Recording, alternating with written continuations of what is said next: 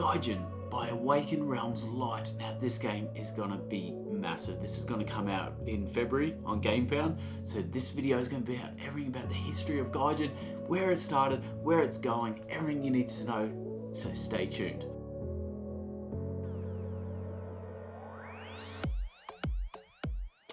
Gaijin by Awaken Realms Lite. This video is going to give you the history, the future, everything you need to know about Gaijin. So stay tuned. I'm Hoges, this is Board Game Bangers. Let's get into it. Okay, so let's start with Awaken Realms. So Awaken Realms is the big daddy to Awaken Realms Lite. Now Awaken Realms has produced some of the biggest hits you've heard of. Nemesis, Tainted Grail, Aetherfields, Great Wall. That's one of their latest Kickstarters that got sent out. So where do we go with Awaken Realms Lite? Now Awaken Realms Lite is nothing like Awaken Realms. They produce the smaller games, the games that are basically, they expect them to be sort of just retail hits. They may go on crowdfunding, but then they may also go directly to retail. So let's have a look at what they've produced in their last two Awaken Realms Lite crowdfunding. So the first bit of evidence we have is Platformer, which was on crowdfunding July 2021. So not that long ago, and it basically flopped. It hit $30,000 US and only about 660 backers or something like that. So it was a bit of a disaster. We go back then to November 2020 and we had Knockdown. This one did a bit better. This did about 60,000 US and a couple of thousand backers. But as you can see, there is a massive difference between the Awaken Realms Lite line and the Awaken Realms. Now, so the long and the short is Gaijin is a big enough game that it could stand up in the Awaken Realms lineup. But my gut feeling is they've pushed this back to Awaken Realms Lite because Awaken Realms Lite was struggling and needed that boost, needed that big name, that big branding to push it back into the spotlight. So that's where I think it sits. Gaijin is heavy enough to go into the Awaken Realms lineup, but my belief is because of branding purposes, we've gone through Awaken Realms Lite, and that's totally fine. Look, they need to succeed for Awaken Realms in general, the big parent company, to succeed. So let's have a look at the history of Gaijin. Gaijin was first announced on Facebook in April 2020. So this is where we're going to go back. This is going to be the start of our timeline. So we're going to start back April 2020. And the first post we got was basically this teaser image, which you're going to see on screen. So this is the original teaser image that they released of the game, and it shows this dark and gritty world, this a lot of neon lights, and you have a person on the screen there, on that big screen, and they look like maybe a warrior or something like that. So this is a great insight to straight away what theme the game is going for. So after that, they released a second teaser image, and we'll have a look at that. And again, that dark and gritty, and those neons and the purples and those blues, they're going to be a staple throughout the entire artwork. So we're going to go through that. So one thing you're going to notice about the timeline is the type of artwork actually changes throughout the timeline. So we're going to go through all of that. Okay, so these were the first initial teaser images back April 2020. Then we go to basically this Camille, who was the spokesperson throughout this entire Facebook page. So they've just said, cool, we're releasing Gaijin by Awaken Realms Lite. It's going to be after the success of Siege Storm, Bees, and Flick of Faith. Now again, success is relevant. Again, they weren't successful when you compare them to Awaken Realms games, but for the Awaken Realms Lite branding, they probably were a success for them. So that's fine. Cool. So now we know, okay, we've got the game released. Okay, so let's try and find a bit more information. So next thing is we have another teaser image. Now I love this image. This is gorgeous. And you're going to find that this image is going to stay throughout. So while a lot of the other images and stuff, design is going to change slightly, this style of image is going to be something that you're going to see quite relevant, especially when we get to the end. So next they drop this. Now this gives us that first taste of what the game is actually about. So Gaijin is now in a post-apocalyptic world in Japan, and the main thing to take away from this is that bottom line where they talk about your mates ally, or enemy. So this is the first teaser for competitive or co-op mode. So a very interesting way of just dropping it. Again, more artwork, and just this style of the game they're going for. And it's the first time you sort of see a box design. So that's that. So let's have a look at the next one. So next, and we're still in April 2020, and what Camille's then dropped is basically just saying this is an open play game without the necessity of reading lots of rules. So what that's basically telling us is there's understanding now why this is fitting in the Awaken Realms Lite universe. So this is going to be a lot less taxing on the rule front and trying to learn the game. So that's that. So let's see what's next. So following on from that same Facebook post, we now go down a bit further, and there's some more questions and answers, but the one I wanted to talk about was this one. This is a light project, it seems to be big, which is going to be pretty obvious. As we can see, it's a heavier game than what is expected from the light range. Right now, this is the Lite project. Awaken Realms Lite is doing retail-friendly board games. Gaijin won't be an easy game, but for sure there'll be no 30 pages full of rules.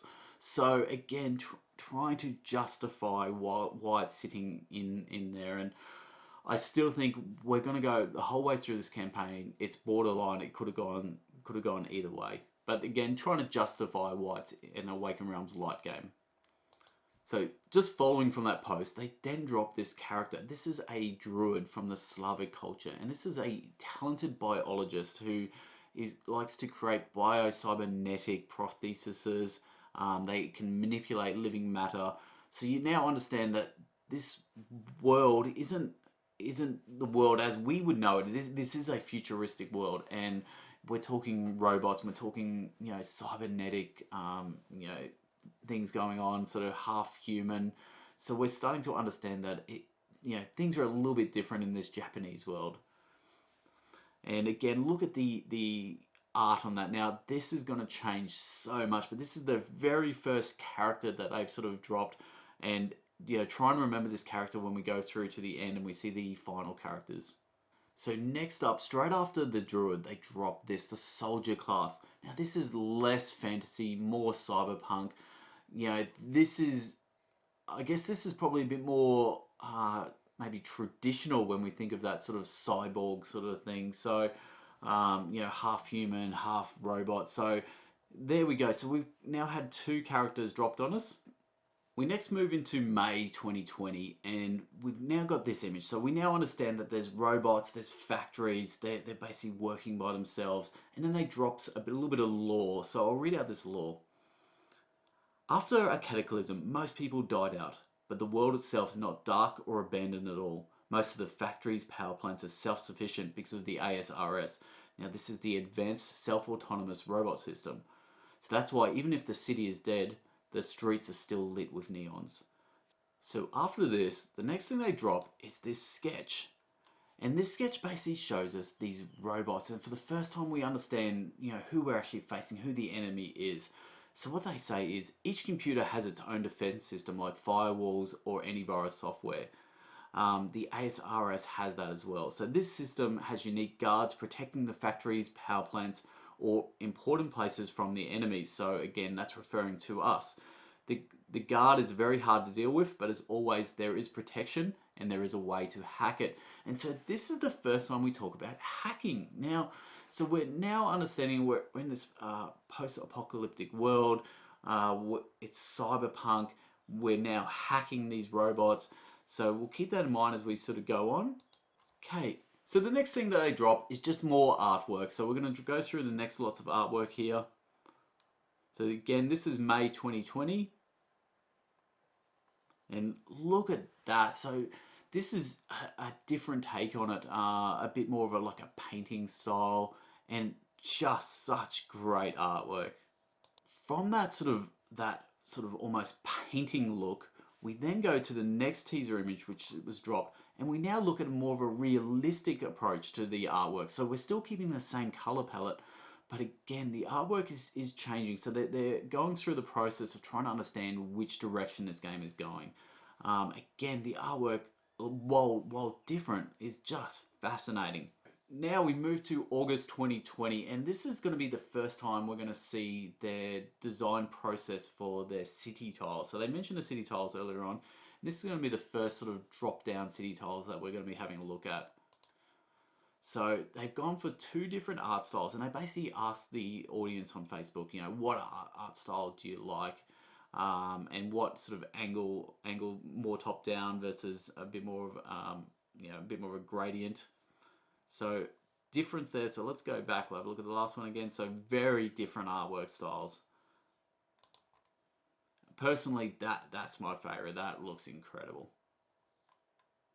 This is going to be September 2020, and this is now a complete change in sort of art style.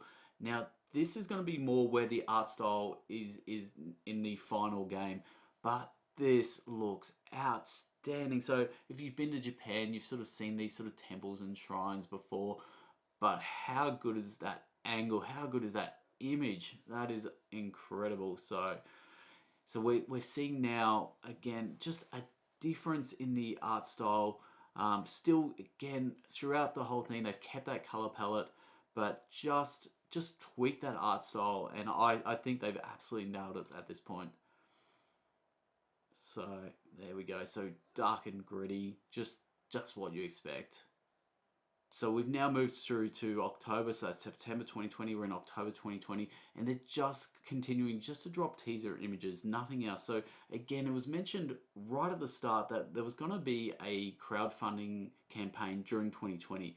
So we're in October 2020, nothing's been talked about yet. Another teaser image, so this is going to be the first of the new character styles here that they've gone for. So again, the characters have gone through so many different changes. So we've seen 3 different changes so far. So this is the latest in the character styles. So we're now in December 2020, and they've dropped this teaser image. So this is going to be the first new art style look at the ASRS robots, and you can see the scale of them, the size of them is quite different to what we were sort of expecting earlier on in the art style. So again, things are constantly getting changed and developed along the way, but you can see just the scale of that robot. It looks amazing. So we've now moved to February 2021. So there's a big gap there. And what they've dropped here is, again, more artwork as usual. But what we've got here is first mention of Underworld Gangs. So we understand our main characters. We understand the enemy, the robots. But we now have a third sort of item going on here. And this is these Underworld Gangs. So what Camille sort of talked about here is that this is the tech. They're a peaceful faction, and what they do is they're masters of body modifications. So this has got so many nuggets of gold. This one these couple of paragraphs here, body modifications. So what we understand with Gaijin is people are able to change their skin, their human body form. So the robot form remains, but they can change their human human skin around them. And this peaceful faction is one of those factions that are going to be able to do those body modifications. So after you join them, you'll be able to receive skills that improve your hiding abilities. So moving forward in Gaijin, there'll be an option to win the game without any combat. So that's amazing to know. The adventure game will have many ways to achieve your goals. So there's different end win conditions. So many different things that we weren't tracking. All of a sudden now they've dropped it here in February 2021. Okay, so we now get to the end of February 2021, and look what we have here. We have a box design. We have our characters that we saw, some of those recent character designs, and we have now a campaign. So they've now jumped on Gamefound and they've got a campaign. So let's have a look at this. So now that we have this campaign, we can now see so much more information about the game. You'll notice that the title font, they've chosen that. We now talk about it's a 1 to 4 player game, approximately 90 minutes. Again, not feeling like a light game. So this is where I still feel like that the only reason Gaijin has gone to Awaken Realms Lite is to give that branding, that push for Awaken Realms Lite, because this game is a lot heavier than any of their other light games. Okay, so now we get an idea of the city map tiles here. So they're going to be sort of like hexagonal tiles. It's a modular system. and we got now a network map. So this is where they talked about a separate, two separate maps. So your city maps and your network maps. So this is one where they're talking about the hacking, and there's going to be programming, and you're going against the AI. Okay, now they talk about scenarios. So the game may be played in different scenarios. So this is where we talk about cooperative, competitive, and we're looking at some of these sort of scenarios there. Next up, they talked about the body modifications, which they teased just prior. So they'll be able to upgrade their abilities by changing their body parts into robotic implants. Earning reputation. So some of the people who managed to survive decided to hide and fight. So these are those factions that you're sort of going to be joining along the way. And one thing as well is this is the first time they've talked about, if you go down to the bottom line there, for Ascend to control the world. Now, Ascend is the name of the enemy. So this is something that, again, hasn't been talked about much, but all these little sort of droplets of information sort of came out during this 2021 initial crowdfunding. High replayability, sort of 2 maps, many, I believe that should be many factions, a lot of difficult decisions. Yep, that's fine. And coming 2021. So that's what they dropped. So that was the preview crowdfunding campaign. Now, what happened from there? It never opened. Okay, so why didn't this go ahead? So their excuse was that their test and development team were busy with the game Knockdown, which we heard right at the start, which was on crowdfunding, and they were putting their effort into it. Now, we understand that Awaken Realms Lite is a lot smaller team than Awaken Realms, and their personnel can't be spread around so much. So they have to keep pushing Gaijin back. So again, originally talked about 2020. The campaign in 2021 didn't happen. They don't have enough testing and development people available, and so that's where we're at. So come to April 2021 and they drop this TTS image. Let's look at this TTS image. So this is going to give us, again, a lot more information. So straight up we have that card in front of us. So we've got hit points, damage, tokens, and they have their own special skills. So this is one of those robots. So this is going to be one of your drones. So this is going to be one of your I guess your entry level enemies. So that's interesting. And then we've got that network board which we saw earlier on. We got standees down here. We got our city tiles down here. We know that there's dice involved in the game, and a few more cards over there. So this is the TTS. And let's have a look. Is there anything more? So no, that's basically it. So each player is going to have their own cards. So a lot of interesting things from this one screenshot. The next thing they discuss is that the Gamefound project will be pushed back to Q3 2021. So that's all we know now. And then on the Facebook page, they then just drop some more teaser images over June, July, August. So let's have a look at those. Again, just more artwork. So this is going to be your final artwork. There we go. So again, looking at some of these drones.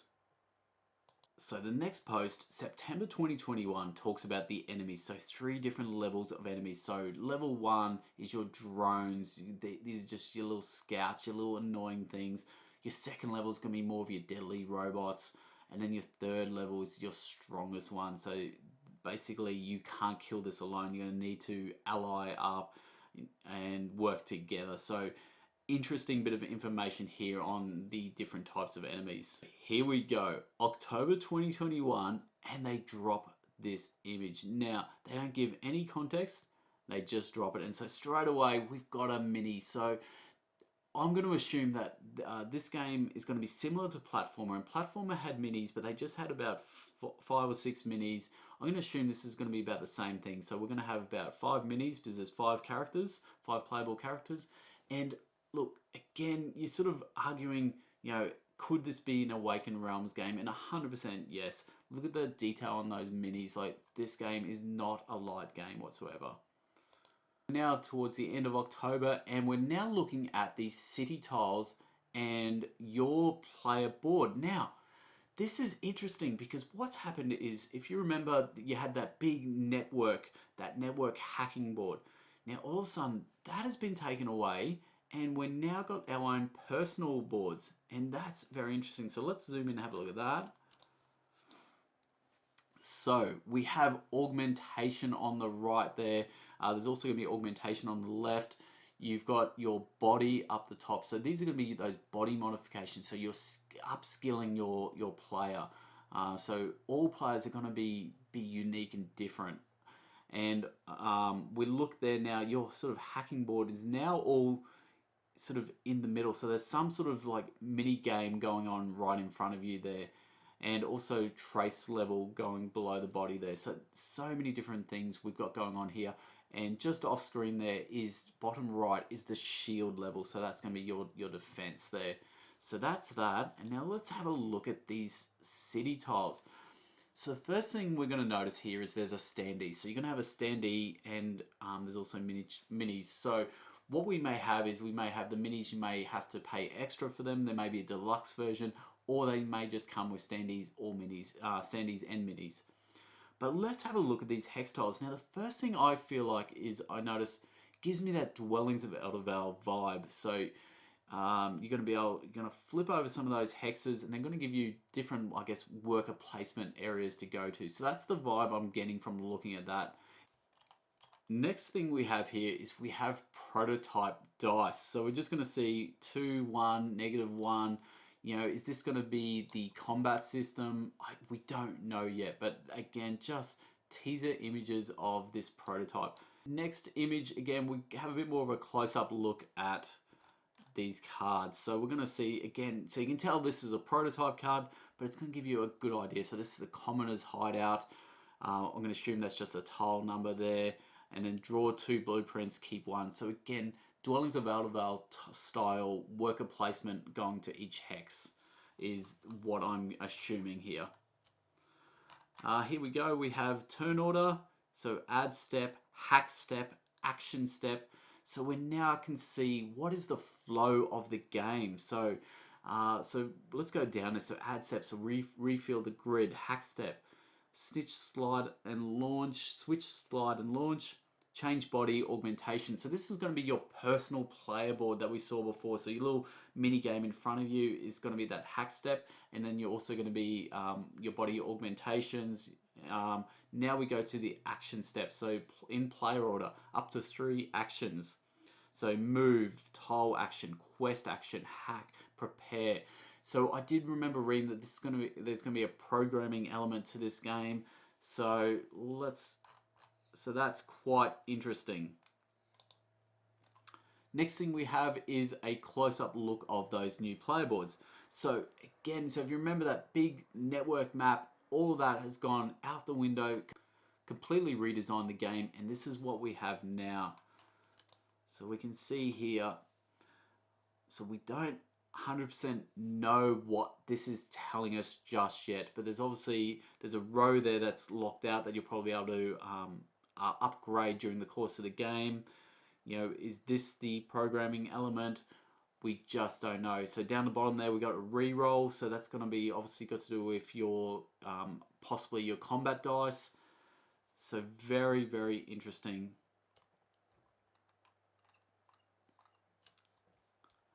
And let's have a look at our actual cards. So Spy, when you trigger a combat, discard one of those to draw 1 more card and pick AI of your choice. So it looks like each one of your characters is going to be asymmetric. So this person has 4 hit points, 5 hit attack perhaps, and an attack combo there. So very, very interesting.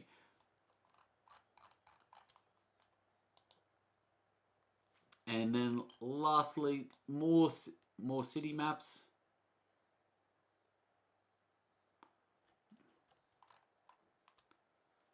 So I'm spending a bit of time on this just because there is so much good information on these images. So this is the next image we have.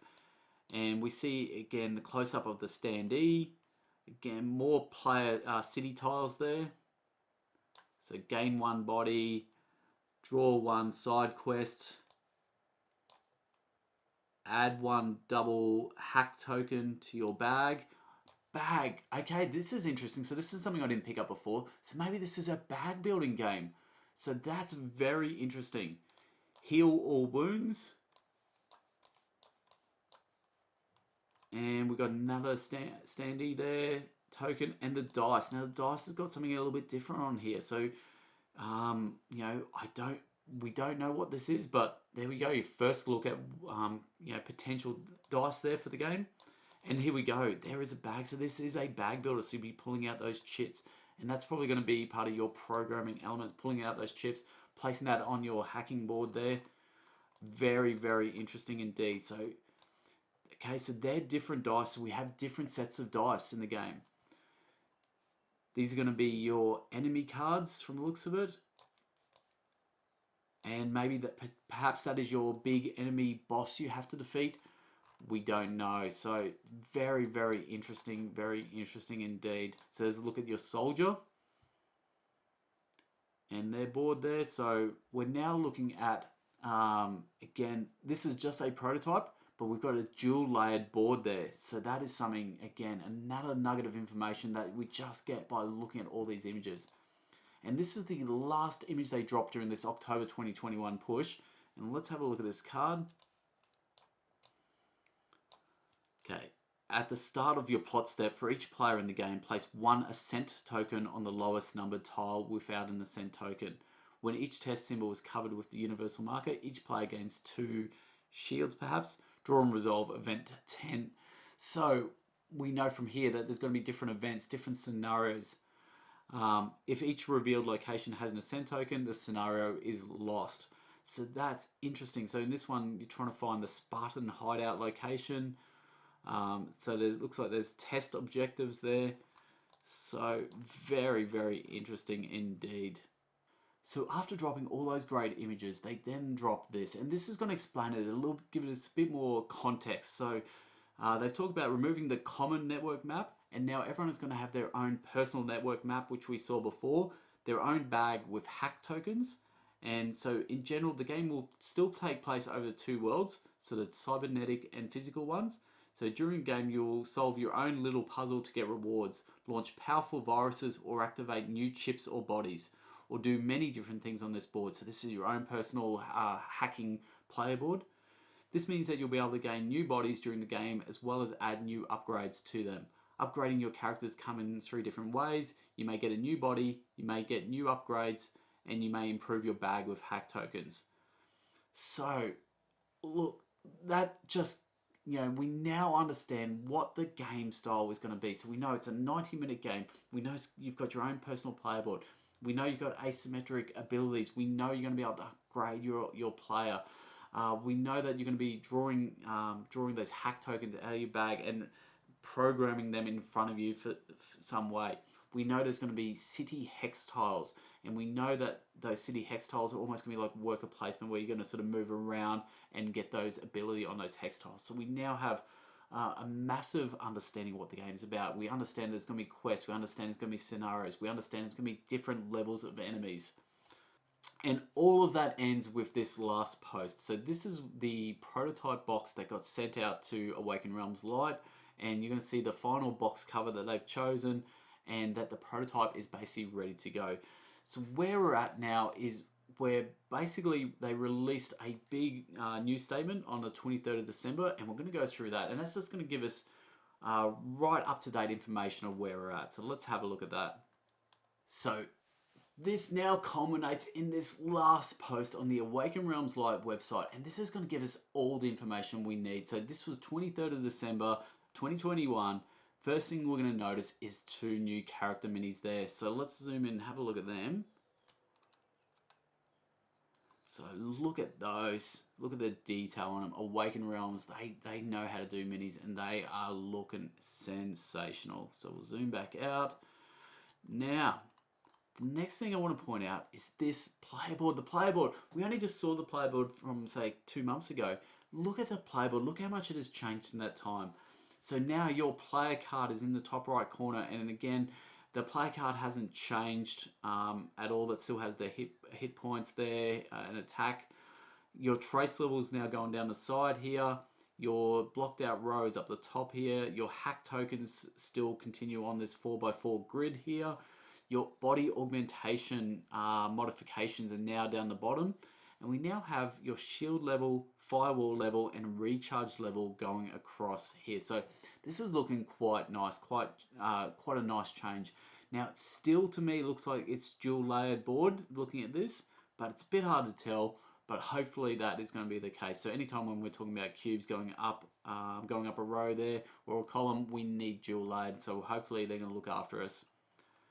Next thing we're going to do is we're going to see the city tiles again. So we're going to see these in more detail, more minis, but again, just more of a prototype level version of these. So I wanted to come back to this bit of text here. Welcome to the world where humans are endangered species. The interesting part is that their biggest threat also keeps them alive. Since everything is automated, you can still go to the hospital, you can still visit your favorite hidden tavern, and through different scenarios you'll find and unlock multiple new locations that you can make use of. So this is very interesting. So this is the explanation of how we can sort of move around the city and stuff, because we're not going to always encounter the enemy. So because everything else is just automated, you're going to be able to sort of go to all these different areas. So I thought that was quite interesting. The next bit is, again, similar to Dwellings of Elder Vale, where you're going to have a core map tiles that are going to get placed out every game, but there's going to be extra tiles, extra hexes that will be placed out to make each game unique. So there we go, that's confirming that. Now, here we go. Everyone uses synthetic, already prepared bodies, which comes with varying abilities. So again, we know about the asymmetric starting powers, but then we know that the body modification is going to change you even more. Further minis, so these are going to be two of your playable characters, the Slasher and the Visioner. And then this is where we end up. What's next? So we're happy to announce that Gaijin prototype is done, and we're basically going to be a February-March 2022 crowdfunding campaign. Now, this is about the third or fourth time that they've pushed back this campaign. Remember, this was going to be originally a 2020 campaign, but we're now talking February-March 2022. But I think now that we've got the prototype, I think now that the personnel have finished with Knockdown, they have the ability. I think this is going to be the one going forward. So I think you're going to find there's going to be lots of videos dropped. People like Quackalopes done a lot of Awaken Realms stuff before, and you're gonna see this game in its full detail. So look, I hope you enjoyed this insight into understanding the history of Gaijin and where it all started and where it's sort of going. And look, we're going to follow this campaign like we always do on Board Game Bangers. But look, hopefully you've enjoyed this deep dive into the world of Gaijin. So till next time, I'm Hoges. This is Board Game Bangers. Laters.